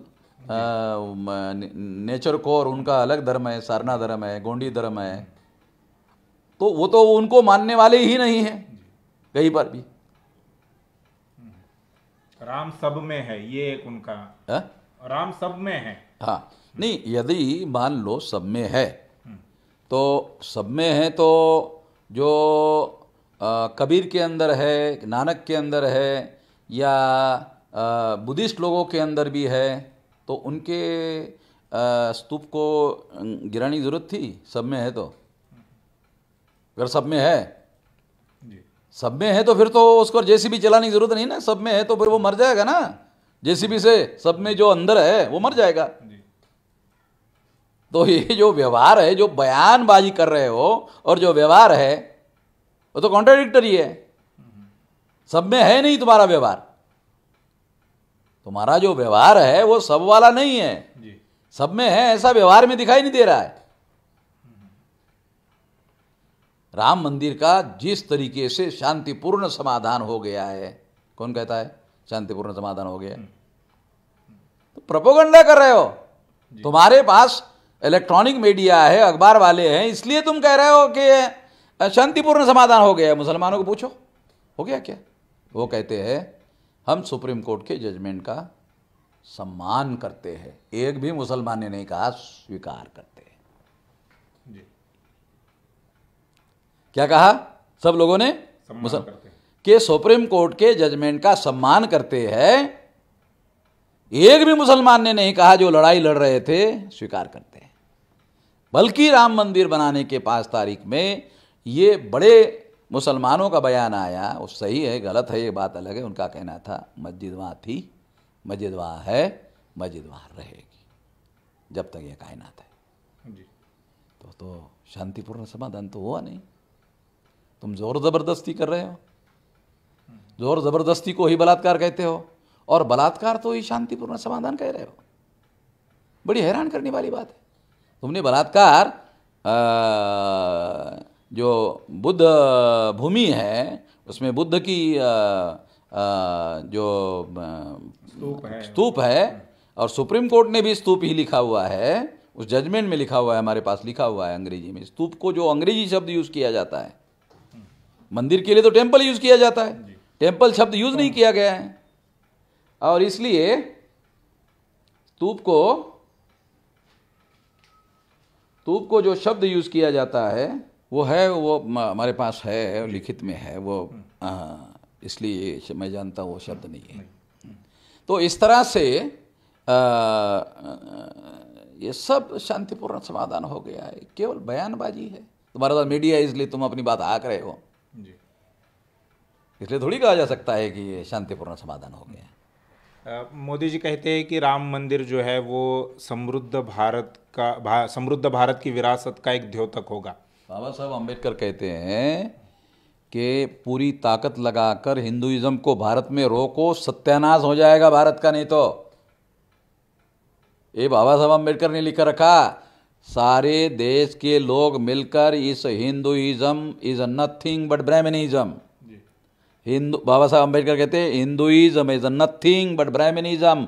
इसको रोको, पूरी ताकत से रोको, नहीं तो भारत का सत्यानाश हो जाएगा। बाबा साहब अम्बेडकर जो कहते हैं कोई साधारण बात नहीं है। कोई ऐसा आदमी नहीं है जो बाबा साहब अम्बेडकर ने कहा उस बात को डिनाय करे। कोई भारत का विवेकशील आदमी, ये बहुमत है ईवीएम के द्वारा आया हुआ है, वो भी कांग्रेस के नालायकी की वजह से। 2004-2009 में अगर कांग्रेस ने नालायक करके ईवीएम में घोटाला नहीं किया होता तो ये सर के ऊपर नहीं बैठते। अटल बिहारी अडवाणी जो बीजेपी के सबसे टॉलेस्ट नेता, पूरी ताकत से एक बार से कई बार चुनाव लड़े, 182 से ज़्यादा सीटें नहीं जितवा पाए। ये तो ईवीएम की वजह से सारा का सारा घोटाला हुआ और ये कांग्रेस के नालायकी की वजह से हुआ। ये सारी बातें हम लोग जानते हैं। मोदी जी आगे कहते हैं कि पूरी दुनिया में राम जैसा नीतिवान शासक नहीं बना है। क्या सही है कि राम जैसा कोई नीतिवान शासक नहीं बना है, या आप इससे कुछ? पहली बात तो ये है कि रामायण में जो राम है काल्पनिक पात्र है। अयोध्या में अगर राम की कोई डायनेस्टी थी उसका भी कोई सबूत नहीं है जी। मगर आज जो राजघराने का वहां घर है वो ब्राह्मण है, क्योंकि पुष्यमित्र शुंग ब्राह्मण था। इस दृष्टि से भी उसका सबूत मिलता है। राम का नहीं मिलता, ब्राह्मण का मिलता है। अगर राम राजा थे, मिलिट्री रखा होगा, कॉइन चलाया होगा, कोई सबूत नहीं। सबका मिल रहा है, राम का नहीं मिला। किसी प्रकार का कोई सबूत नहीं है, कोई भौतिक एविडेंस नहीं है, आज तक नहीं मिला। अरे हैरान करने वाली बात, राम लला रखने के लिए लला भी गोरखपुर से लाकर बाबरी मस्जिद में रखना पड़ा। एक छोटी मूर्ति भी राम की अयोध्या में नहीं मिली, वो भी गोरखपुर से अयोध्या में लाकर रखनी पड़ी। किस आधार पर कहते हैं? आप कह रहे हैं कि मतलब वो जो कह रहे हैं कि राम क्या है, सारी दुनिया में राम जैसा नीतिवान शासक हाँ, नहीं हुआ। ये एक तो पहली बात तो काल्पनिक है जी। तो जो काल्पनिक आदमी नीतिवान है, जो काल्पनिक है तो हो सकता है, कल्पना में हो सकता है, क्योंकि बुद्धोत्तर काल में रामायण लिखा गया तो बुद्ध की जो नैतिक शिक्षाएं थी उसको काउंटर करना बहुत जरूरी था। उसको काउंटर करने के लिए नई नैतिक शिक्षाएं जो है वो रामायण में डालना जरूरी था। तो इसलिए वो नैतिक शिक्षाएं जो है वो उसमें डाली गई, इसके आधार पर कह रहा है। मगर वो तो काल्पनिक है, रियलिटी में तो है नहीं। रियलिटी में जो है वो तो सम्राट बृहद्रथ मौर्य की हत्या किया है। एक बात तो इस हत्या को कौन सी नीति कहा जाए? वे ब्राह्मण शास्त्र में लिखा हुआ है कि ब्राह्मण कभी शस्त्र धारण नहीं कर सकता। उसने शस्त्र धारण किया और हत्या की। उसके बाद ब्राह्मणों पर लोगों ने विश्वास करना बंद कर दिया। इसलिए ब्राह्मणों को अमात्य के तौर पर, प्रधानमंत्री के तौर पर या किसी मंत्री के तौर पर रखना राजाओं के लिए बाद के काल में संकट खड़ा हो गया। इसका स्पष्टीकरण मनुस्मृति में देना पड़ा कि ये अपवाद स्वरूप हमने किया है। ये लिखा हुआ सबूत है उसमें मनुस्मृति में। जो बाबा साहब आम्बेडकर ने मनुस्मृति रेफर की थी, उस मनुस्मृति को भी ब्राह्मण ने भारत से गायब कर दिया था। वो तो मैंने ऑस्ट्रेलिया से लाई, 200 साल पुरानी, ये मेरे पास है। मैं जो भी बात कह रहा हूं सारे सबूतों के साथ बोल रहा हूं। मैं बगैर सबूत के कोई बात करने का आदि, ब्राह्मणों को भी मालूम है वामन मेश्राम बगैर सबूत के कोई बात नहीं करता है। वामन मेश्राम बगैर सबूत के कोई बात नहीं करता है। जो बात करता है सबूतों के साथ, दलील के साथ, तर्क के साथ, तथ्य के साथ करता है। इसलिए वो नीतिमान, दुनिया में उसके जैसा कोई शासक नहीं था।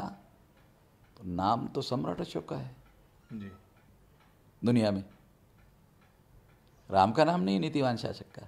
ये तो प्रोपेगेंडा है, ढोल बजाने का है और कुछ नहीं है। शंभुक की हत्या हो, सीता को निकालना हो, एक गर्भधारण की हुई सीता को जंगल में छोड़ दिया, ये कोई नैतिक बात है? शूद्र शंभुक यानी 52% ओबीसी के आराध्य की हत्या कर दिया, वो नैतिक है? किस आधार पर नैतिक है? ये वर्ण व्यवस्था की जो मर्यादा है, ब्राह्मणों की मर्यादा है, ब्राह्मणिज्म की मर्यादा है, उसके तहत नैतिक है। ब्राह्मणिज्म में तो हत्या को भी वध कहते हैं। वध का मतलब है जायज हत्या। हत्या को भी वो जायज करार देते हैं जब उनके लिए फायदा पहुंचाने वाली बात है।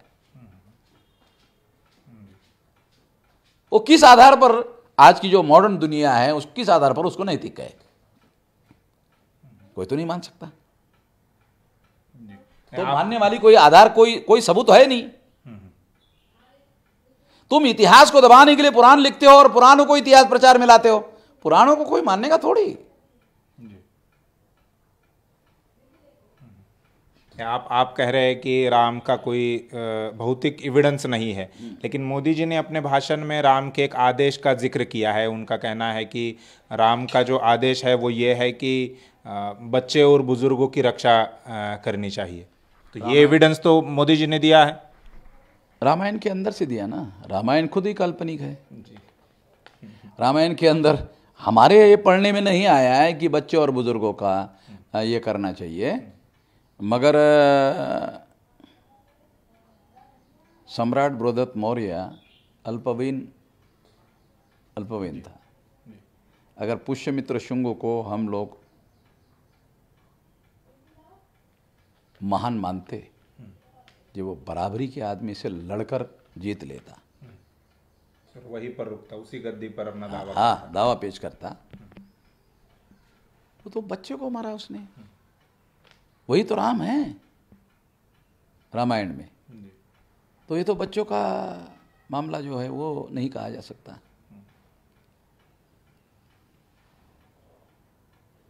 तो बहुत सारे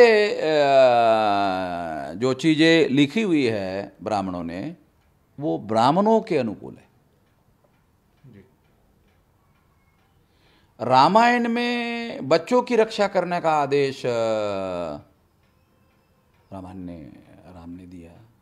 हाँ, बराबर है, क्योंकि ब्राह्मण का बच्चा मरा हुआ था, उसको जीवित करने के लिए शंभुक की हत्या की। हाँ, शंभुक भी बुजुर्ग ही थे। हाँ, उसकी हत्या की। तो ये बच्चा ब्राह्मण का है, तो ये ब्राह्मण सापेक्ष ये बात है।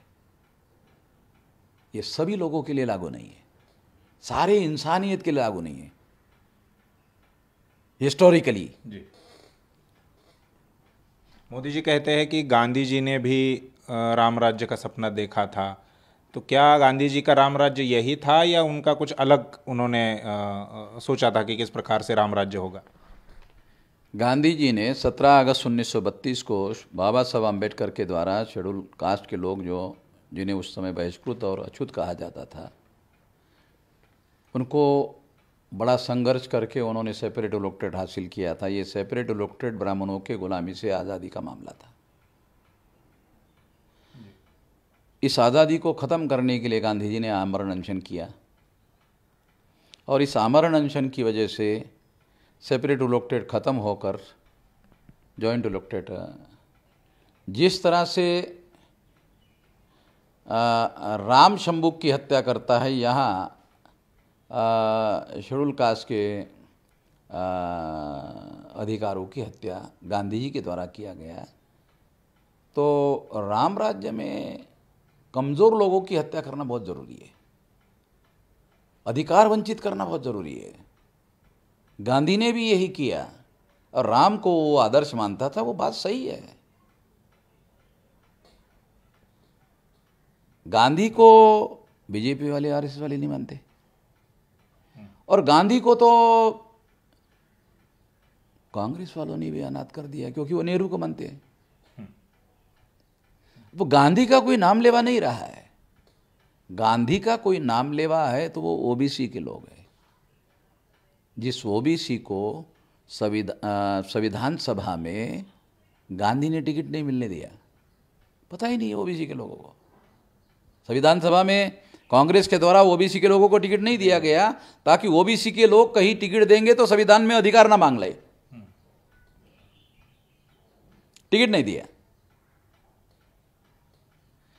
और जवाहरलाल नेहरू ने जो ऑब्जेक्टिव रेजोल्यूशन संविधान सभा में रखा था, उसमें ओबीसी को आरक्षण देने का वादा किया था, मगर 27-28 अगस्त को जो माइनॉरिटी राइट्स कमेटी की मीटिंग है, उस मीटिंग में केवल मात्र SC/ST की तरह आरक्षण देने के बजाय केवल 340वां आर्टिकल देकर केवल कमीशन ऑफ इंक्वायरी करेंगे, ऐसा करके अधिकार देने से इनकार कर दिया। और ये 27-28 अगस्त 47 को गांधी जी जीवित थे, तो गांधी जी के उपस्थिति में, गांधी जी के समर्थन से ये सारा कुछ हुआ। पहले ओबीसी के लोगों को अधिकार देने का वादा किया। वो वादा क्यों किया? क्योंकि वह संगठित मुसलमानों का मुकाबला करना चाहते थे। गांधी और नेहरू ऐसा सोचते थे कि ब्राह्मण बनिया अकेले मुसलमानों का, संगठित मुसलमानों का मुकाबला नहीं कर सकते। मुस्लिम लीग और संगठित मुसलमानों का मुकाबला करना है तो मुकाबला करने के लिए ओबीसी अपने साथ चाहिए। तो ओबीसी को साथ लेने के लिए उन्होंने ऑब्जेक्टिव रेजोल्यूशन में ओबीसी को अधिकार देने की बात की। मगर जैसे ही 14 अगस्त 47 को पाकिस्तान बना, तो संगठित मुसलमान पाकिस्तान चले गए, तब उनको लगा कि अब संगठित मुसलमानों से लड़ने की ज़रूरत नहीं है, अब ओबीसी की आवश्यकता हमें नहीं है। तो ओबीसी को उन्होंने हवा में छोड़ दिया, अधर में छोड़ दिया, अधिकार देने से इनकार कर दिया माइनॉरिटी राइट कमेटी मीटिंग में। तो इस तरह से वो 340 आया। वो भी बाबा साहब आम्बेडकर अगर वहाँ नहीं होते और लड़ झगड़ा नहीं करते, और जो पंजाब राव देशमुख और दूसरे ओबीसी के लोग थे उन लोगों को इसके बारे में सतर्क नहीं करते, तो वो भी नहीं होता। ओबीसी के लोग आज भी गांधी के साथ जुड़े हुए हैं। अगर उनको ये शैतानी भरा काम गांधी का मालूम हो जाए तो ओबीसी के लोग क्यों मानेंगे? और मैं ऐसा मानता हूं जितने लोगों को ये फैक्ट मालूम हो गया है वो गांधी को नहीं मानते। अब ओबीसी के पास धीरे धीरे ये सच्चाई जा रही है। जब जा रही है तो एक दिन आएगा, वो आने वाले 10 साल में तो ये काम बड़े पैमाने पर होगा, ऐसा मेरा मानना है। जी, यानी गांधी जी ने जो सपना देखा था राम राज्य का, वो अलग, वो अलग क्या मतलब है? देखो, राम राज चाहे किसी का भी हो, गांधी का हो या मोदी का हो, गांधी का हो, रामराज बदलेगा कैसे? रामराज न गांधी का है, रामराज न गांधी का है न मोदी का है। रामराज तो राम का है ना, जिसमें शंभुक की हत्या करना जरूरी है। मोदी जी कहते हैं कि हमें सबके विकास से, सबके साथ से, सबके विश्वास से, सबके साथ से सबका विकास करना है। तो ये इन 6 सालों में क्या सबका विश्वास जीतने के लिए कुछ काम हुआ है, या विकास की तरफ जो सरकार है वो काम करते हुए दिख रही है? नरेंद्र मोदी ने 314 बच्चे जिन्होंने ऑल इंडिया की परीक्षा पास की थी उनको उन्होंने पोस्टिंग नहीं दिया, जबकि उनका ट्रेनिंग भी पूरा हो गया था। ओबीसी के लोगों को जो गवर्नमेंट ऑफ इंडिया स्कॉलरशिप मिलती है वो कई साल तक नहीं दिया। ओबीसी के लिए एक नए पैसे का बजट नहीं दिया। मुझे ये समझ में नहीं आता, साला एक नए पैसे का बजट दिए बगैर विकास कैसे होगा? ये तो मोदी ही बता सकता है कि एक पैसा दिए बगैर विकास किया जाए। वो विकास विकास विकास विकास विकास भाषण में डेली बोलते रहता है। अरे मगर पैसा देंगे विकास के लिए, बजट देंगे, प्लानिंग बनाएंगे। मुझे बताया जाए कि शेड्यूल कास्ट के विकास के लिए क्या प्लानिंग बनाया, शेड्यूल ट्राइब के विकास के लिए क्या प्लानिंग बनाया, ओबीसी के विकास के लिए क्या प्लानिंग बनाया, और उसके लिए बजट कितना दिया? बताओ। एक नए पैसे का बजट नहीं है ओबीसी के बजट के लिए। किस आधार पर कह रहे हैं वो विकास? सबका विकास, सबका विश्वास लेकर के, साथ लेकर के। और ईवीएम होने के बाद सबका विश्वास लेने की जरूरत क्या है?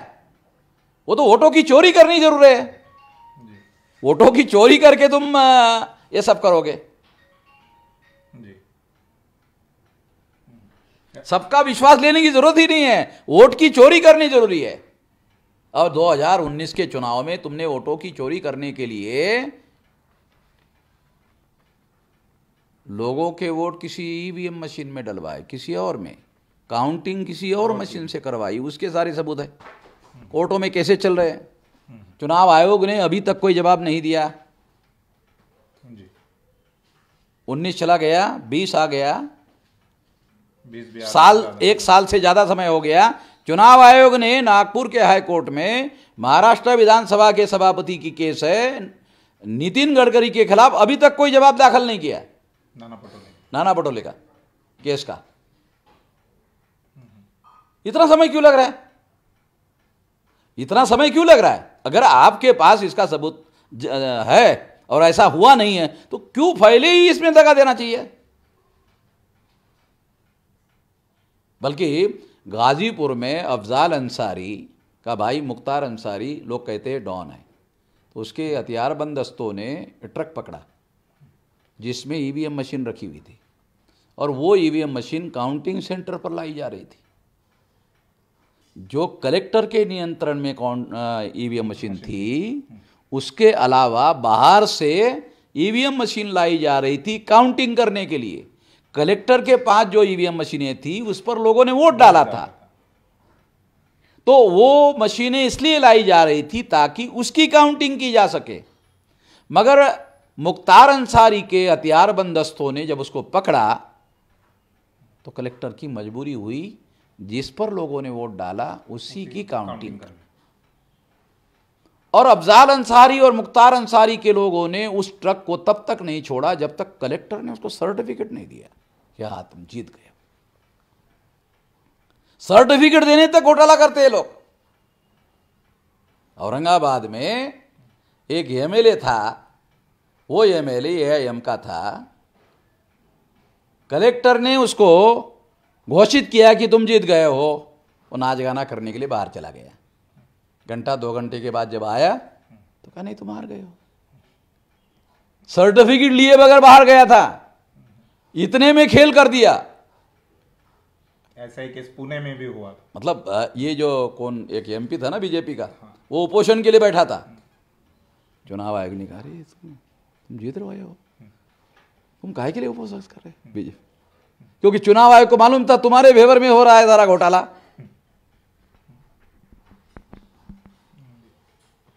एक आखिरी सवाल मिश्राम जी की, मोदी जी ने कहा कि अब देर नहीं करनी है, आगे बढ़ना है, तो मोदी जी किस तरफ इशारा कर रहे हैं?